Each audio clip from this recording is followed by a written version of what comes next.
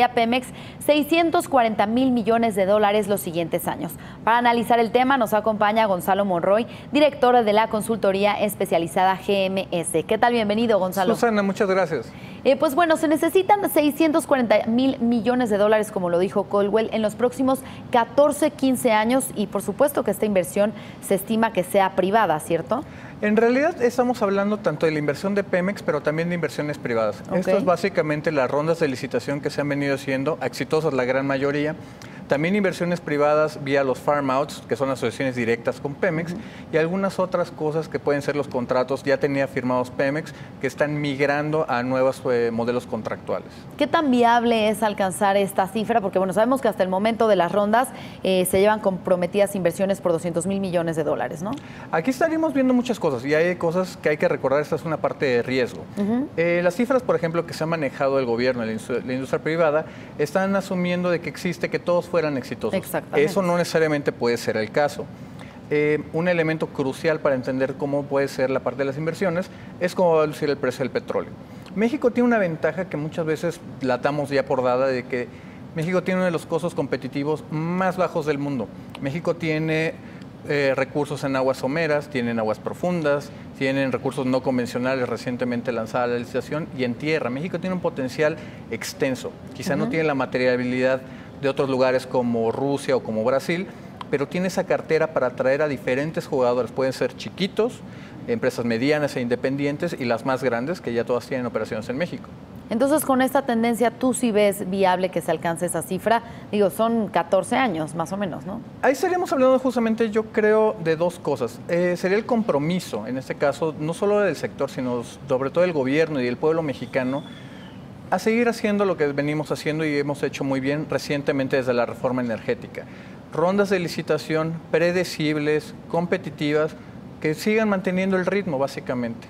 La cifra que dice el secretario Caldwell es súper importante ponerla también en perspectiva. Esos 640,000 es básicamente que Pemex se comiera básicamente casi el triple de su presupuesto comparado con otras áreas. Significaría dejarle pues, prácticamente una porción ínfima de educación, a seguridad, a otro tipo de actividades que son prioritarias para, no solo para el gobierno, sino para la población en general. Esto es básicamente una coinversión del sector privado. El número que estabas mencionando hace un momento de cómo ha venido la inversión privada manteniendo toda esta parte, la inversión pública un poquito más rezagada. Bueno, aquí tienen que jugar a la par. Ok, y entonces también digamos que podría estar en riesgo esta cifra en caso de que llegara al gobierno Andrés Manuel López Obrador, quien dice que podría revisar los contratos, suspender las siguientes rondas, ¿cierto? Ahí justamente se interrumpiría. Y no solamente se para la inversión, sino que hay que ver qué es lo que se para además de eso. No solamente se para la inversión per se, sino se está parando básicamente todo lo que tenemos de producción futura.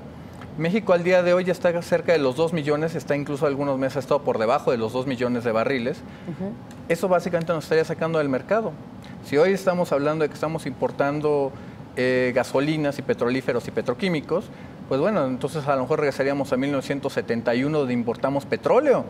Híjole, esos son los costos justamente de echar esto en saco roto y terminar ni siquiera echando para atrás, pero deteniendo los procesos, un proceso que estamos construyendo para 2040, 2030, 2050.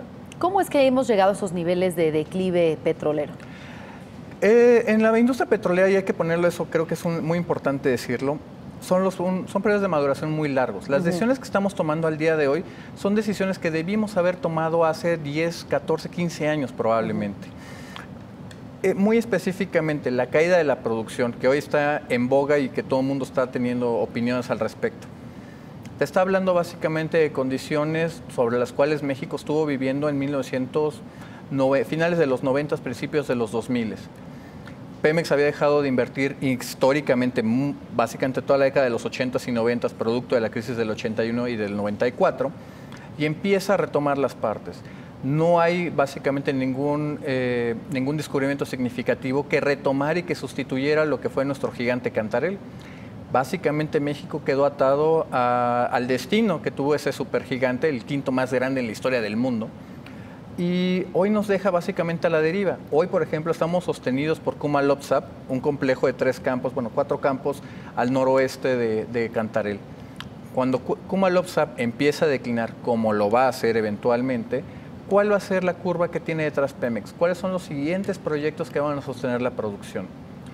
Es muy importante, que hay que mencionarlo, de que la inversión privada va a tardar y lleva tiempos de maduración muy largos. Algunos, por ejemplo, los proyectos en tierra, van a empezar ya a colaborar con 10,000, 20,000, 30,000 barriles. No son suficientes. Viene la parte de aguas profundas dentro de 10 años.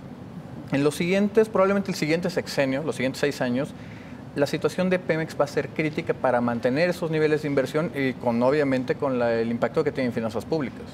Bien, pues estaremos monitoreando esta situación, por supuesto, de Pemex, del sector energético y pues estas inversiones cómo van dando frutos en el largo plazo. Muchas gracias por acompañarnos. Susana, muchas gracias.